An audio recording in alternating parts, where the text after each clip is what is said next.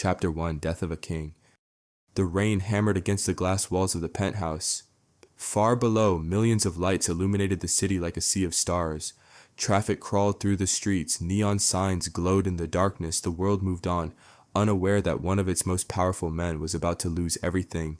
Adrian Blackwood stood alone beside the window, 42 years old, founder of Blackwood Technologies, the youngest billionaire of his generation, a man who had built an empire from nothing. Yet tonight he felt strangely uneasy. His reflection stared back at him from the glass, sharp features, tailored suit, cold blue eyes that had seen countless victories.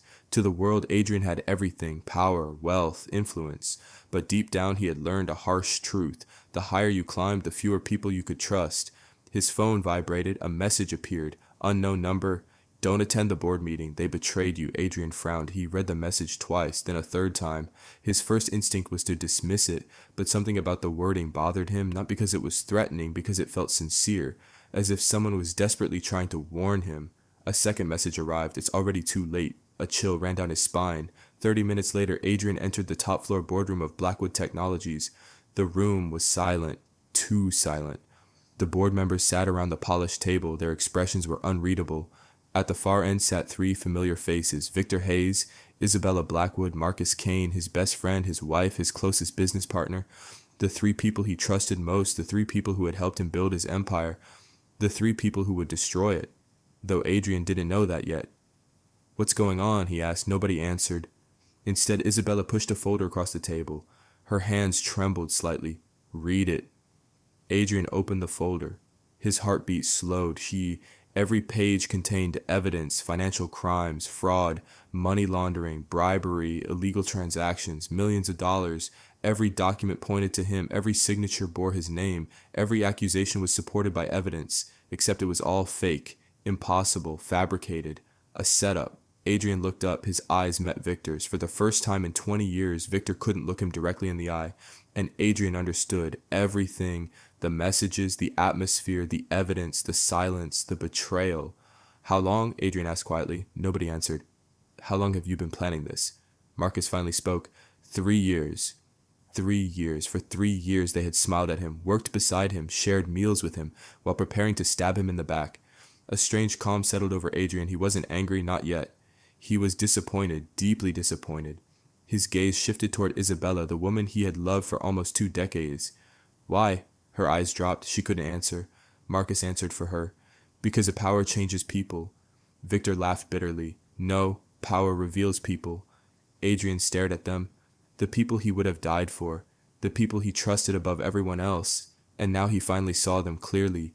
Greed, ambition, envy. Those emotions had always been there. He had simply refused to see them. The boardroom doors opened. Armed officers entered, federal investigators, police, lawyers. The entire operation had been prepared in advance. Adrian realized there was no escape. Not tonight.